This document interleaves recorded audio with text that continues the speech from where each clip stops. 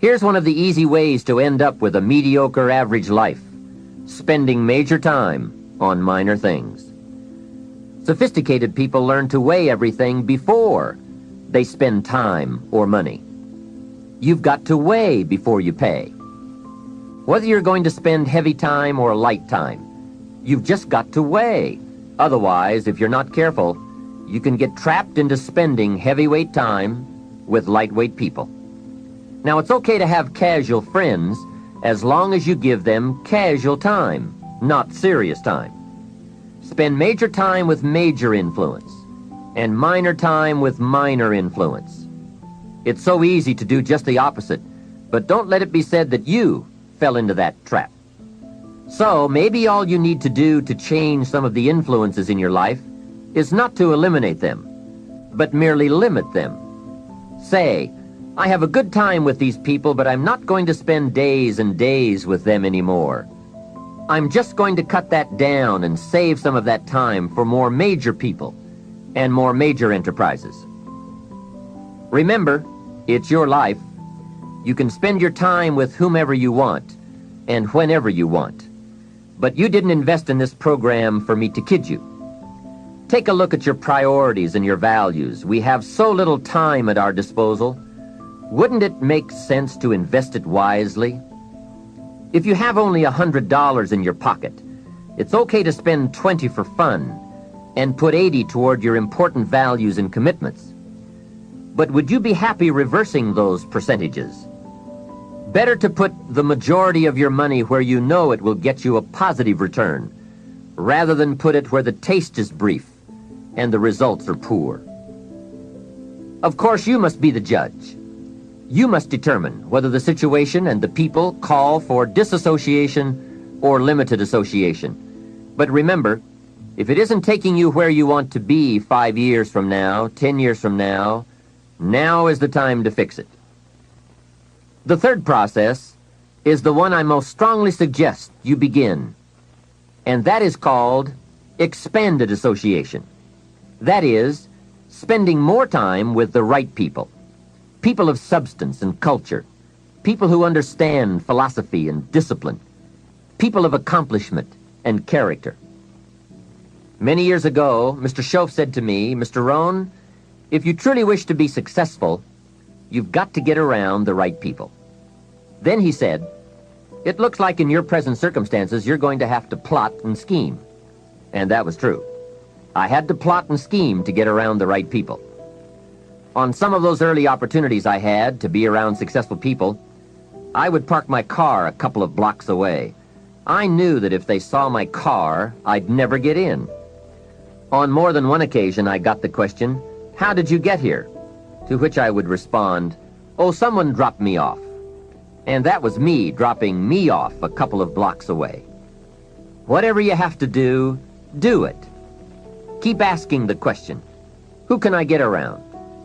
Who could I spend some time with who would have a positive influence on my life? Study the alchemy. Now, here's what I mean by that. What happens to most people in life, especially the victims, is they reach a part of their life, a difficult time, and they call it failure. I mean, even just labeling a setback as a failure triggers something into your mindset to release cortisol, the fear hormone, which blocks your best performance. And so you want to see yourself and you want to study the alchemy, which is where other people are seeing a failure or a setback or even a little problem, you want to look for the gold.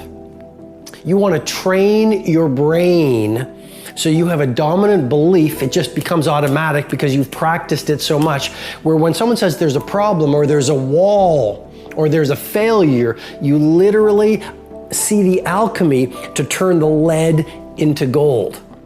Maybe you're going through a divorce. Maybe you're going through an illness. A lot of people who watch this podcast are going through difficulties or outright tragedies.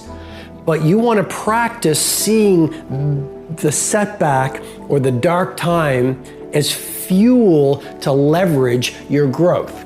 And so on this first point about study the alchemy, no matter what you're going through in your life, whether it's a large difficulty or a small setback, you want to ask yourself, how can I use what I'm going through as fuel for my growth?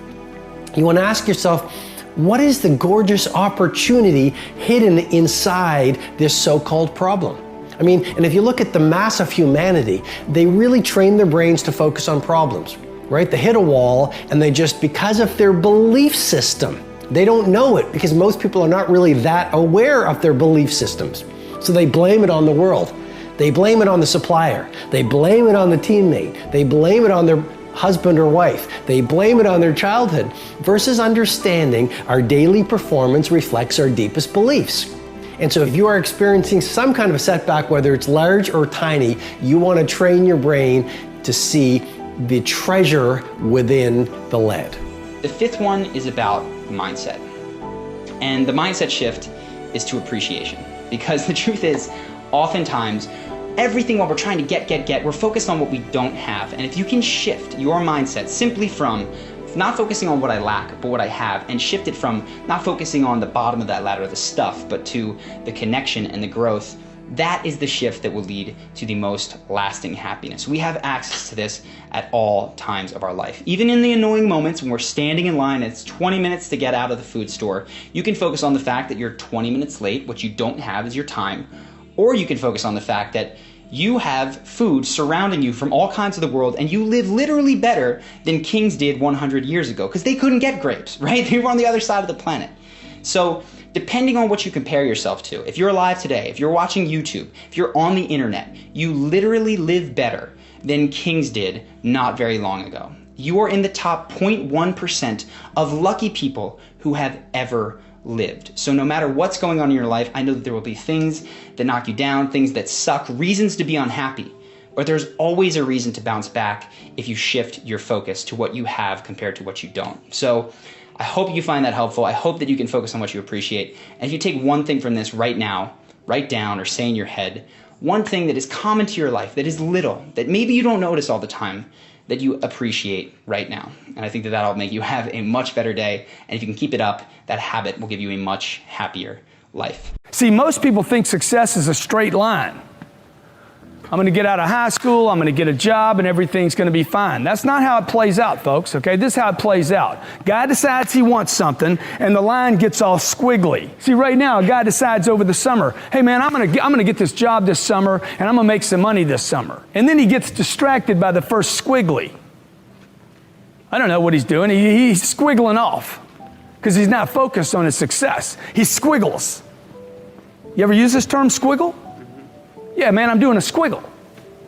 You know, I'm going to go out and hang out with the guys this weekend. It's a squiggle. It's off path, off purpose, off potential. And so he ends up in a bunch of loops over here. Most people get stuck in loops. I did. When I got out of high school, I was in a lot of trouble. Didn't have any focus. Wasn't fulfilling my potential. Was distracted. Didn't have a coach. Didn't have an older brother. Didn't have a father. Lost. What am I doing? Okay, don't know where I'm going. I know I got this potential. It's sitting there inside of me. It's a little candle burning. I know it's there. I hadn't quite put it out when I was 20 years old. But it was low. Any of you ever been there? What am I doing every day, man? Why am I getting up every day? Why am I going to school? I didn't even know why I was going to school. I was just going to school. I was just doing school. I didn't even want to go to school. See, I'm squiggling around, okay?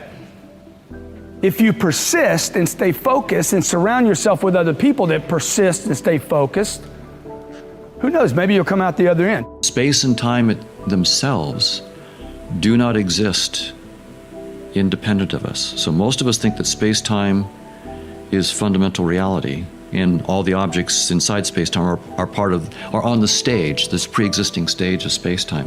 And I'm saying that that whole idea is wrong, that space-time is something that you create in this moment. You're the author of space-time. You're not a bit player that's shown up 14 billion years later after this stage was set.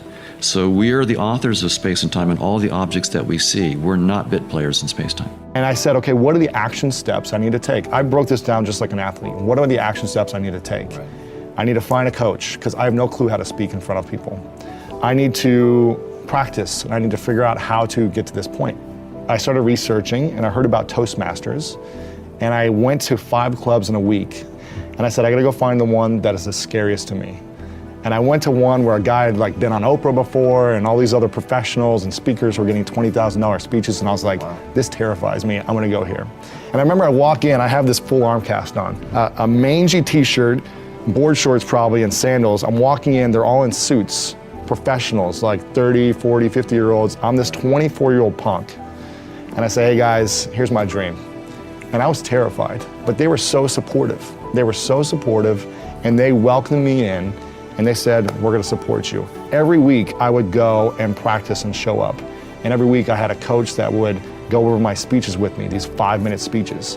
And I remember the first 3 speeches, I got up there and I had word for word written out what I was gonna say, my speech. And I would spend weeks on these 5-minute, like simple speeches. And I would stand in front of the podium, shaking, sweating before I even got up there, just like the anticipation of speaking in front of 10 people terrified me. Even though they were like friendly, they terrified me, right? Sure. And so I got up there with my cast and I read word for word behind the podium. And little by little, I was like, okay, this week I'm not gonna have the podium there. I'm gonna stand in front of the podium, right? So I get in front of the podium, but I'm still reading word for word.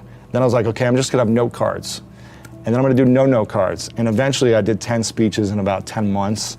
And the last one I got a standing ovation. Wow. And after that moment, I got a $5,000 speaking gig offer as well, because I was doing the work for what I needed to do to get there. Also, I was building credibility and expertise in another topic, which allowed me to get that.